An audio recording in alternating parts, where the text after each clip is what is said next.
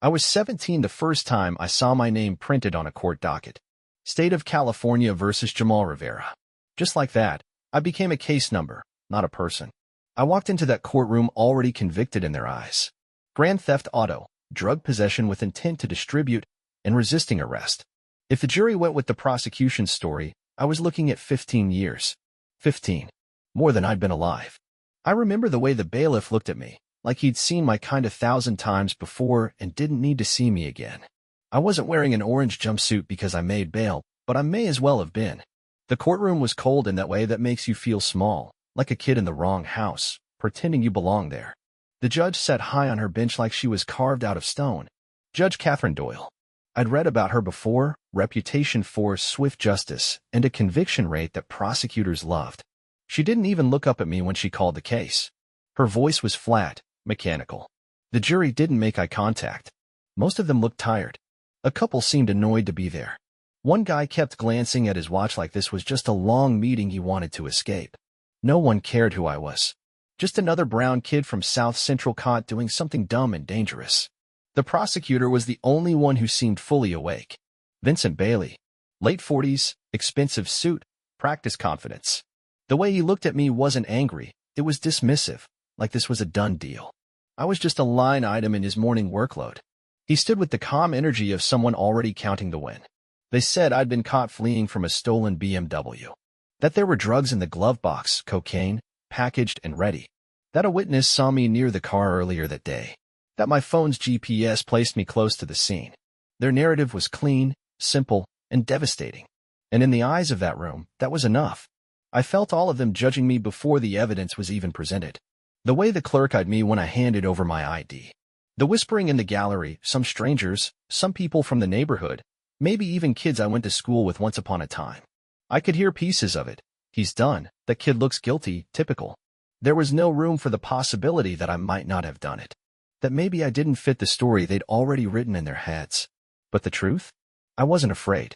Not really. Because while they saw a scared teenager on trial, I knew something they didn't. I wasn't walking into that courtroom blind. For 5 years, I've been preparing for this moment, not because I expected to end up there, but because I knew how easily someone like me could. My dad had been wrongly convicted when I was 9. He died behind bars before the state admitted they got it wrong. That broke my mom. It broke a piece of me too. But more than that, it lit a fire. I started studying the law the way some kids study for the SAT. I read old case files the way others read comic books. I watched hours of court footage. Memorized procedures. Learned how the system thinks. And most of all, I learned how often it gets things wrong, especially when the defendant looks like me. But none of that mattered in that first hour of court. All that mattered was the picture they'd painted, and the fact that I looked like I belonged in it. They had their story. The stolen car. The cocaine. The GPS. A so-called witness. It was everything they needed. On paper, it looked airtight. Like the kind of case prosecutors dream about. What they didn't know yet, what none of them could see, was that I wasn't just another kid who got caught. I was someone who had learned their rules, memorized their playbook, and come prepared to flip the table. They had their story. Now I was going to tell mine. Most people assumed I was just another reckless kid from the wrong neighborhood, too dumb or too proud to realize how much trouble I was in. But what they didn't know, and what I didn't bother telling them right away, was that my obsession with the law didn't start with this case. It started with a funeral. I was 9 when my father was arrested. He was coming home from a night shift at the docks when the cops pulled him over. The story was vague, something about a robbery nearby. A vague match. No evidence, no weapon, no real witness. Still, they took him in. And once the charge was filed, it stuck like wet cement. He couldn't afford a real lawyer. The public defender was overworked and underpaid, and the jury was quick to decide. 10 years. He didn't make it past 6. By the time the state overturned his conviction, after a key witness recanted and DNA cleared his name, he was already dead. Heart failure in a cell. I remember standing beside my mom in the cemetery, watching them lower the coffin, and knowing something inside me had changed forever. I didn't want revenge. I wanted fluency. I wanted to understand every line in every law book that used to steal time from people like my dad. I wanted to know every angle of the system so that if it ever tried to come for me or anyone I loved again, I'd know how to meet it head on. My mom didn't really get it. Not at first. She thought I was too angry, too consumed. She wanted me to have a childhood. But how do you have a childhood when you watch the strongest man you know die in a place he never should have been? So I started reading. While other kids played ball, I was in the back corner of the public library with a used laptop and PDFs of old Supreme Court rulings. I watched courtroom dramas, not for entertainment, but to analyze the mistakes. I download public trial transcripts and highlight procedural missteps just for fun. When school stopped challenging me, I stopped going. It wasn't a protest, it just felt like a waste of time. I took the GED early, passed it, and kept learning on my own. Not because I wanted to be a lawyer, but because I knew one day I might need to be one. Turns out I was right. By the time I walked into that courtroom, I'd read enough case law to scare most paralegals. I knew the process inside and out. I knew the loopholes, the blind spots, and the places where the system cuts corners when it thinks no one's watching. I didn't have a degree, but I had something else: urgency, hunger, personal stakes. When the state said I fled from a stolen car, I didn't panic. I asked where the surveillance footage was. When they said the drugs were mine, I didn't flinch. I pulled up precedents about chain of custody and fingerprint standards. I knew the weight of evidence because I'd seen how light it can really be when it's built on assumption. But no one in that courtroom saw any of that yet. They just saw a teenager sitting too straight in a chair that was meant to make you feel small. They didn't know I was a loaded weapon. Not violent. Not angry. Just ready. Because when you grow up knowing the law can steal someone's life and never say sorry, you learn fast that the only way to survive is to study the rules better than the people who made them. I wasn't trying to prove anything to the court. I was trying to keep a promise to my father. When you're poor and facing felony charges, justice doesn't come with scales. It comes with a price tag. You don't get a legal team. You get assigned someone. Someone buried in caseloads, stretched too thin to care, and often too jaded to try. That was my guy. He walked into our first meeting late, sipping gas station coffee and scrolling his phone like he was waiting on a better client. His suit looked like it had seen more years than I had, and his tie was crooked in a way that screamed, "I stopped trying a long time ago." He called me Jamal Roberts, not Rivera. I corrected him. He barely grunted in acknowledgement. He flipped open my file like it was just another stack of headaches and sighed before I even spoke. No introduction, no questions about what really happened. Just a look of tired indifference and a single sentence. "You're lucky, kid. They're offering you 5 years. You'd probably do 2.5 tops. I've seen worse." That was it. That was his plan. Not to fight, not to question, just to accept the story that had been handed to him. A story that wasn't true. He didn't know that I'd already gone through the discovery packet on my own. I'd spent nights in my cell analyzing it line by line, highlighting inconsistencies, flagging timelines that didn't match up. I knew their case better than he did after 10 minutes. I asked him why he hadn't challenged the GPS data, why he hadn't filed a suppression motion based on the location accuracy and lack of probable cause for the phone records. His response? "We don't have time for that." I asked if he'd looked into the officer's disciplinary record, the same cop who claimed he saw me acting suspicious near the stolen BMW. He waved it off. That stuff won't stick in court. Juries don't care. And that's when I knew. I was alone. He wasn't going to fight for me. He wasn't going to challenge the assumptions or dig into the truth. He was just another cog in the machine, one that moved people like me from one end of the courtroom to the other with the least amount of resistance. In his mind, I was already guilty. The best he could do was make sure the sentence wasn't too bad. But 5 years for something I didn't do? That was bad. That was the same system that put my father in a cage and left him there to die, working exactly as it was built to. And I refused to be its next quiet victim. So I told him I wanted to represent myself. At first, he just blinked, as if he misheard me. Then he leaned back in his chair, crossed his arms, and smiled like a teacher humoring a clueless student. "You realize how bad an idea that is, right?" he said, still smiling. "You'll get eaten alive." I didn't respond. I just looked at him, calm, certain, because I'd already made up my mind. I wasn't gambling with my future. I was taking control of it. The next morning, I stood before the judge and formally invoked Florida versus California. I had the exact language memorized. I'd rehearsed it in my head 100 times. She looked at me over the rim of her glasses like I was wasting her morning. She asked if I knew what I was doing, if I realized I would be held to the same standards as a licensed attorney, if I understood that I was walking into a courtroom with my freedom on the line and no one beside me. Yes, yes, and yes. She sighed. There was a long pause, and then she approved the motion, reluctantly. like she was giving me the rope to hang myself with. Like it was a formality before the inevitable collapse. In the gallery, people started whispering. I heard a few chuckles. The prosecutor smirked like Christmas came early. To them, I was just a kid playing dress-up in a courtroom built for grown men. Arrogant, foolish, naive. But I wasn't doing it for pride. I wasn't trying to prove I was smarter than anyone else. I was doing it because I had no other choice. My public defender had already decided I was guilty enough to give up on. The system had already moved me into the processing stage. The people who were supposed to protect my rights were folding before the fight even started. No one was coming to save me, so I had to save myself. I wasn't blind to the risks. I knew what was at stake. If I fumbled a motion, forgot a deadline, misunderstood a procedure, I could lose everything. My whole life could be decided by a technicality. But I'd been preparing for this for years. Not for this exact moment, but for the possibility that one day, I'd need to stand between the system and the truth, alone. I thought about my dad. He never had this chance. No one told him he could say no. No one told him he could fight differently. He trusted the people assigned to him, and that trust cost him his life. I wasn't going to repeat his ending. They thought I was just some scared teenager too stupid to know better. What they didn't realize was that I'd studied their playbook, and I was already on the next chapter. I stood alone at the defense table, no suit jacket, no briefcase, just a stack of notes, a well-worn binder, and years of preparation burning in my chest. The courtroom was already stacked against me. The prosecution opened with confidence. Their narrative was tight, polished, practiced. Jamal Rivera, male, 17, seen near the stolen BMW. Caught running from it when the police arrived. Cocaine found in the glove compartment.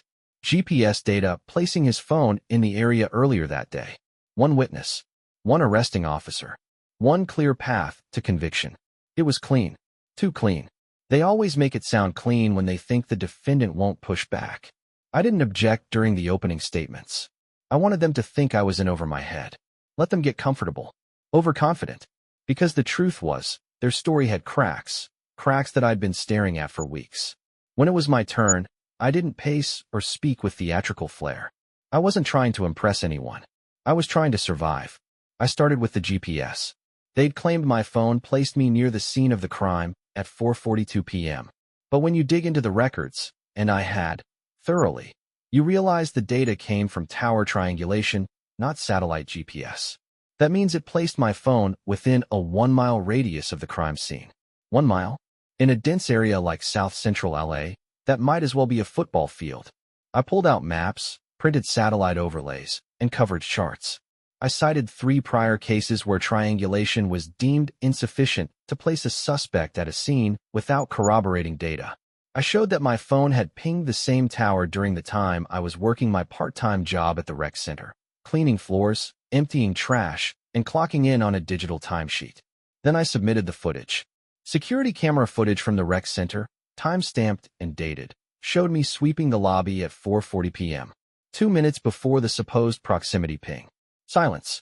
No one looked smug anymore. Then I moved to the witness. The prosecution's star witness, Reuben Thatcher, said he saw someone matching my description near the car earlier that day. I dug into his background. Public records. Court archives. Turns out, Reuben had filed false reports before, too, in fact. Both dismissed. In one, he accused a neighbor of stealing his bike, only to be caught on camera hiding it in his own shed. In the other, he'd falsely reported a break-in that was later proven to be a misunderstanding with a friend. I entered those records into the case as Exhibit B. I didn't have to accuse him of lying.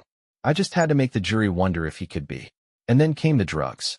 They found cocaine in the glove box of the BMW. Packaged, bagged, ready to distribute. A damning piece of evidence, on paper. But I requested the forensic report in advance. There were no fingerprints on the bag. None. Not mine. Not anyone's. But what was more interesting was who logged the evidence. Officer Daniels. The same Daniels who, according to publicly available LAPD disciplinary records, was under investigation for evidence mishandling. I pulled up 2 complaints against him, both ongoing, related to planted substances during traffic stops. Not convictions, but patterns. The prosecutor objected, tried to shut it down, but the judge allowed me to submit the records as circumstantial context. The mood shifted in the room. The jury leaned in. I could see it happening in real time, the unraveling. The polished narrative they'd walked in with was now full of gaps. Doubt. Questions. Everything they said made sense, until I said something different. And here's the part no one prepares for. The silence that follows when they realize you're not stupid. That you don't need saving. That you came with facts, not feelings. That you came with receipts. The prosecutor's confidence started to crack. He objected more, got flustered. His questions became sharper, more desperate. But it was too late. The seed had been planted. This wasn't about some poor kid trying to beat the odds. This was about a system that thought it could cut corners because it expected no one would notice. No one would push back. No one would question the way the evidence just happened to line up. But I had noticed. I had studied the angles, the language, the loopholes. I knew how quickly someone could go from person to paper, from name to number, from citizen to case file. I wasn't trying to win a courtroom drama. I was trying to survive one. By the end of the day, the room was quiet. Not respectful, shaken. The judge no longer looked bored. She looked unsure. Not of the law. Of me. Because I was making her look again. They thought I'd come to defend myself. But what I was really doing, piece by piece, was putting their case on trial. There's a strange kind of quiet that settles over a courtroom when people start realizing they might be wrong. Not loudly. Not all at once. But slowly, almost reluctantly, like fog lifting in the morning. You could feel it in the way the jury started sitting straighter. In how the gallery stopped whispering. In the way Judge Doyle kept glancing over her glasses at me, no longer with annoyance, but with something closer to curiosity. They weren't just hearing my words anymore. They were watching me. Watching how I kept my voice steady. How I stuck to facts.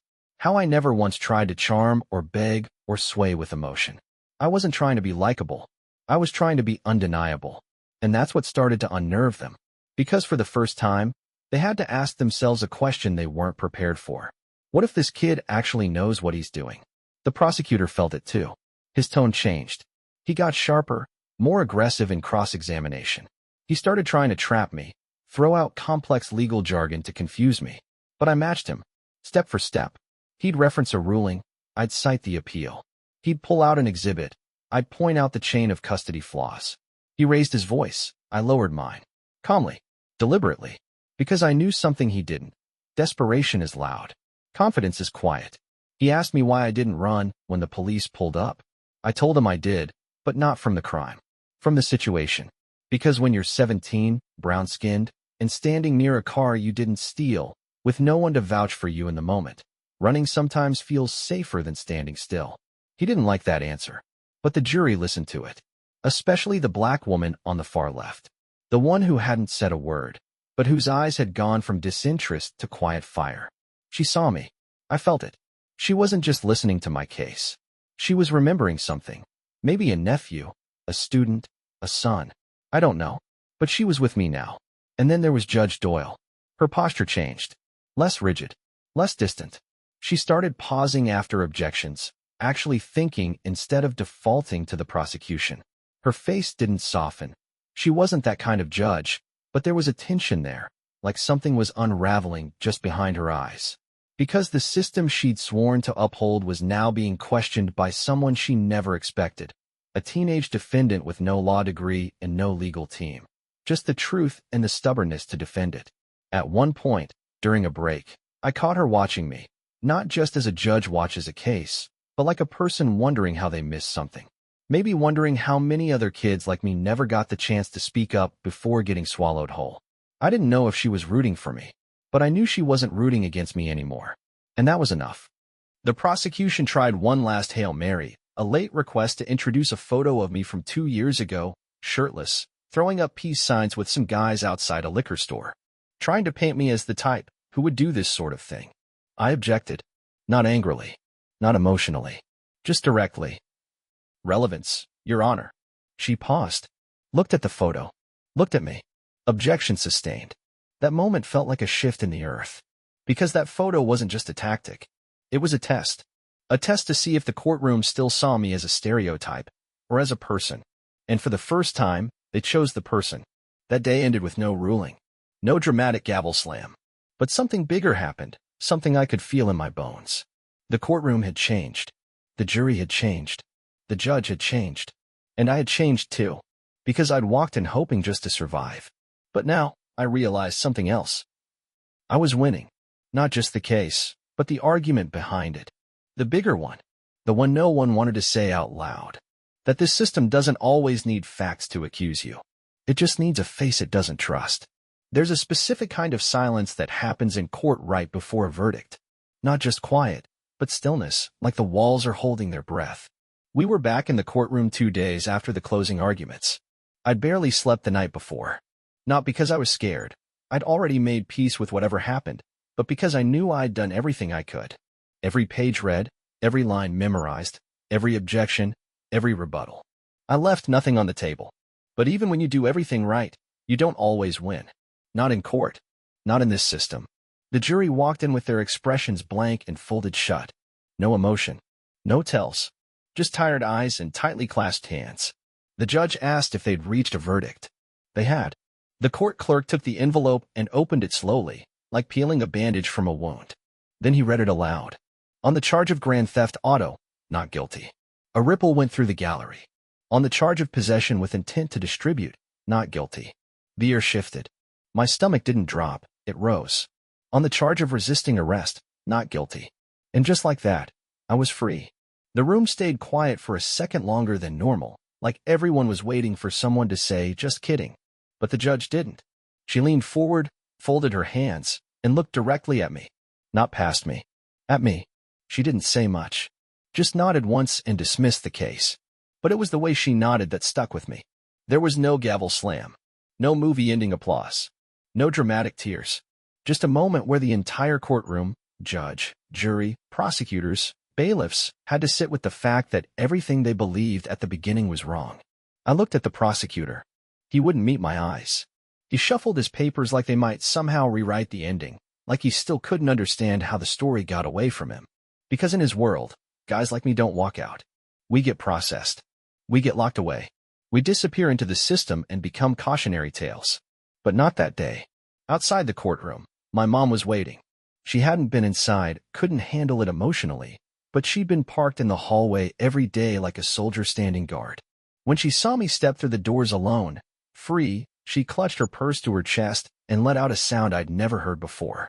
It was relief and disbelief and pride all tangled into one breath. She pulled me into her arms and held on like I was a child again, like the courtroom had aged me and she needed to feel I was still real. We didn't say anything for a long time. Eventually, she whispered, "He'd be proud of you." She didn't say his name. She didn't have to. I thought about my dad then, how he died without anyone standing up for him. How he never got to clear his name. How all I wanted was to break the cycle he got trapped in. And somehow, I had. Not just for me, but for him. For my mom. For every kid sitting in a holding cell right now thinking no one's going to believe their side. I walked away from that courthouse changed. Not because I'd beaten the system, but because I exposed it. Quietly. Logically.